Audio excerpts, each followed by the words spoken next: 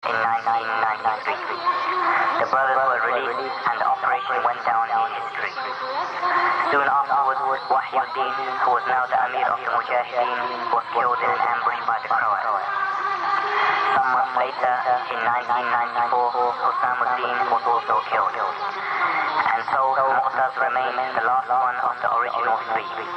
He remained the military commander of the Mujahideen throughout 94 and the summer operations of 95. Operation Badr was planned under the expertise of Mu'taz, who was the commander-in-chief of all 11,000 fighters that participated in this operation. The operation was a great success with the permission of Allah. After the end of the operation, when a ceasefire had been signed and the war in Bosnia looked as if it was drawing to an end, Mu'taz was killed by a mortar bomb. He had carried the responsibilities from the Jihad in Bosnia from the very beginning to the very end, and then Allah gave him the treasure he sought. The smell of musk was emanating from his body as the soul of Mu'taz rose up to his Lord to join his other two brothers, Mujahideen and Hussamuddin. We ask Allah subhanahu wa ta'ala to accept the three and to keep them companions of each other on the thrones of paradise, facing each other in happiness.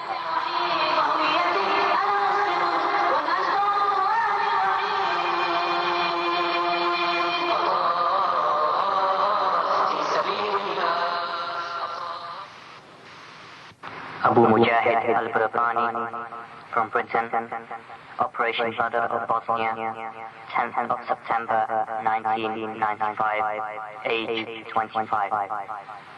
وتفك إزارها وتهديها بإذن ربها إلى سبيل ربها في كل يوم تستبح ديارنا لله أشكو أنني في عالم يحيا بلا خلق ولا ميزان الحق فيه تصدعت أركانه والظلم أضحى ثابت الأركان لله أشكو الوائدين قضيتي الناسجين بصمتهم Engineering graduate from a London university, he chose not to enter into employment after he graduated. Instead, he chose to be employed by Allah. The war in Bosnia was into its second year, and there was much shouting and screaming still going on in the Muslim community in Britain. Abu Mujahid, however, was one who firmly believed that actions speak louder than words. He made his first journey to Bosnia in 1993 in an aid convoy carrying supplies, food and medicine. Over the next 2 years, Abu Mujahid hurried back and forth between Bosnia and Britain, carrying valuable supplies to the brothers there. Between trips, he traveled the length of Britain, reaching its smallest parts in his efforts to raise money for the cause and increase awareness amongst the Muslims there. In the summer of 1995, he postponed his marriage arrangements to go and fight in Bosnia. For the last 2 years, he had been helping with aid work, and now he realized that aid work without fighting was a lost cause. He arrived in August 1995 and joined the training camp of the Mujahideen soon after that. One brother tells of his time at the training camp. Abu Mujahid was a brother with long hair, and he had a very lively character. He was also a very generous brother. And he was the type of person that if any brothers were in a bad mood or their moods were down for some reason, he would come and he would cheer all of them up. He had the habit of saying Jayyid Jiddan, which in Arabic means good, very good. And so the brothers, they nicknamed him as a joke, they nicknamed him Abu Jayyid Jiddan. But he replied, no, at the moment I am Abu Jayyid, which means Abu Good, and when I go to the front line, then inshallah I will be Abu Jayyid Jiddan, which is Abu Very Good. I noticed once I saw him praying in the mosque, and I noticed with how much concentration he was making his prayer. There was much nur and much shine on his face. During our time at the training camp, in his training, he performed excellently during the shooting and the throwing of the grenades. We would sit down and learn some dua in the training camp between Maghrib and Isha, and there was one particular dua that he liked very much. And so he asked me to write it for him in Arabic and English, and I did so. And this dua was one that the Rasulullah sallallahu alayhi wa sallam used to say, Allahumma ya muqallibul qulub, thabbit qulubana ala dinik. Which means, oh Allah, the one who controls the heart, make our hearts firm on your deen. And he liked this dua so much, and he went away and he learned it and he memorized it.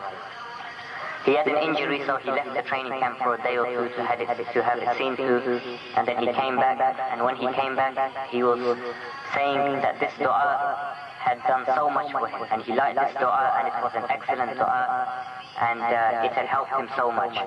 He came back and his face was shining. Once I asked him, how long are you going to stay here in Bosnia? And he replied, I will stay here until either we get victory or I am martyred. One thing which was strange about him was that he always used to say, thinking back, I remember maybe 3, 4, 5 times a day, he used to say to me that inshallah I am going to be martyred. Inshallah this time in Bosnia I am going to be martyred. Now we didn't think much of it because it was everyone's wish to be martyred, but he used to say it all the time, and he used to say it assured.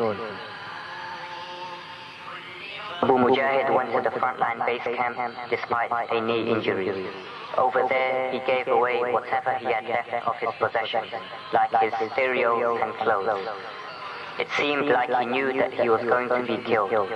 He was miraculously chosen to be in one of the attacking groups, when normally only the most experienced and well-trained brothers are chosen for these groups. The battle began early in the morning of Sunday, 10th of September 1995. During the initial attack, one brother recalled seeing Abu Mujahid sitting down beside a log and shouting, La ilaha illallah. The brother then ran off towards the Serb bunkers. Allah bestowed a great victory upon the Mujahideen, and after 2 days the victorious groups began returning to the frontline base camp. Amidst the celebrations of the victory, Abu Mujahid was nowhere to be seen. The brothers assumed that he was still on the mountains with one of the guarding groups. 3 days went by, 4 days, 5 days, 6 days, and even the guarding groups returned. Then everyone became concerned.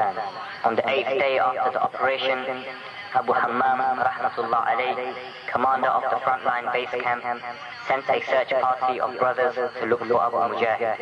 One brother who was in that search party described what happened. The commander, Abu Hammam, rahmatullah alayh, chose 9 of us to go and look for Abu Mujahid, because after the operation, all the groups had come back and it was known who had been killed, but the only news that we didn't know of was where Abu Mujahid was. So 8 days had gone past and everyone in the camp was all worried that what could have happened to Abu Mujahid. Maybe the Serbs have caught him, or maybe he's just lost in the mountains.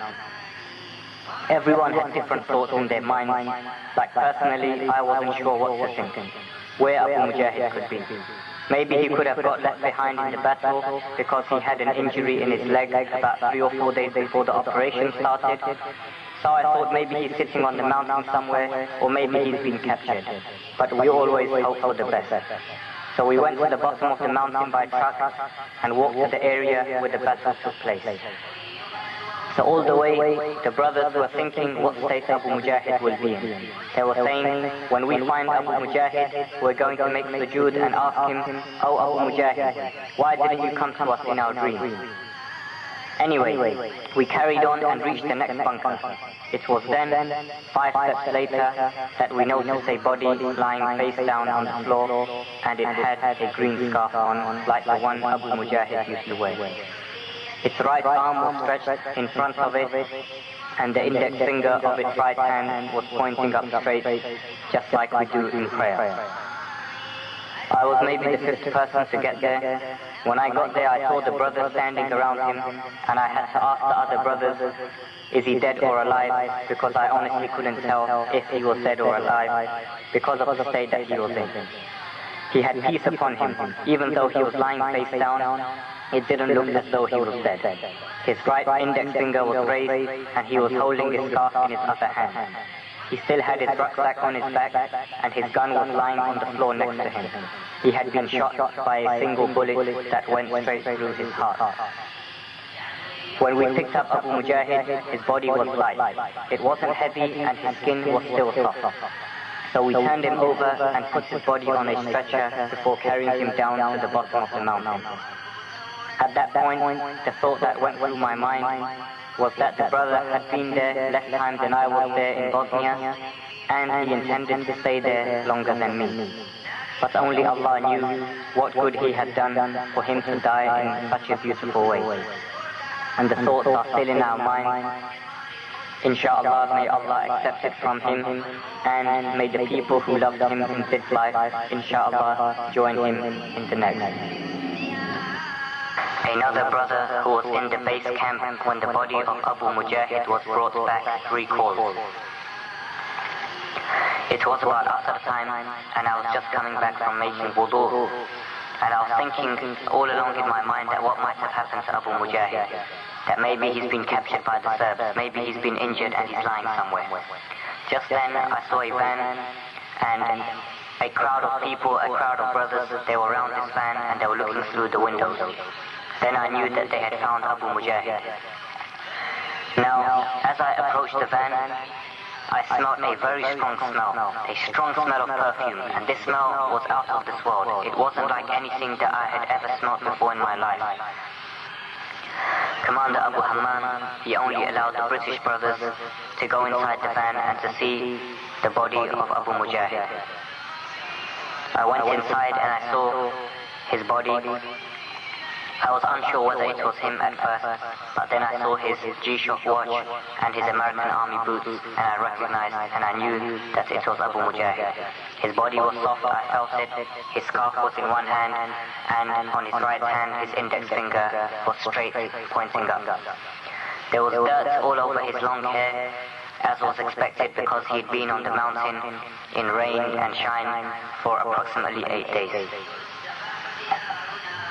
6 days before his body was found, Abu Mujahid's sister, who was in London, saw him in a dream lying down with a white sheet covering him. A number of months later, another brother who was a close friend of Abu Mujahid in the training camp saw him in another vision. The brother described. It was before Fajr time that I saw this dream. I saw myself meeting Abu Mujahid. So I walked up to him and I was very happy to see him. I embraced him and then I noticed that his hair was nice, long, clean and shiny. So I put my hand in his hair and began to stroke it.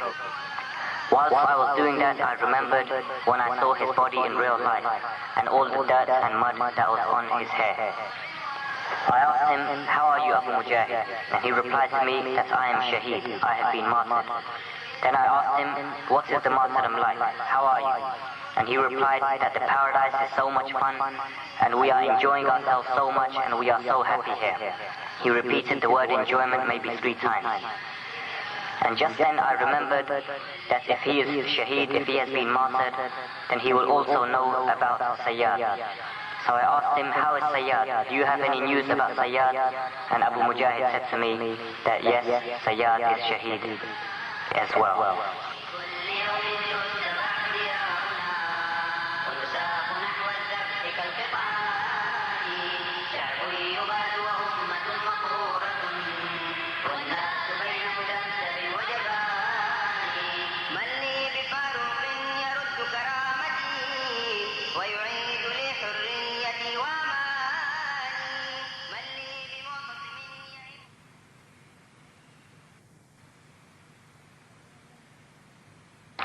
Sayyad al-Falastini from South London, Mujahideen headquarters, Zenitsa, Tuesday, 12th of December, 1995, age 18. أودعكم بدمعات العيون. I bid you farewell with tears in my eyes.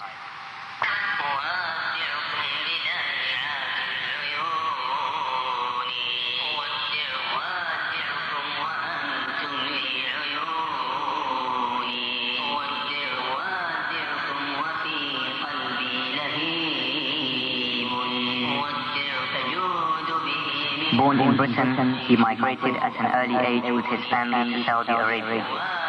After spending most of his youth there,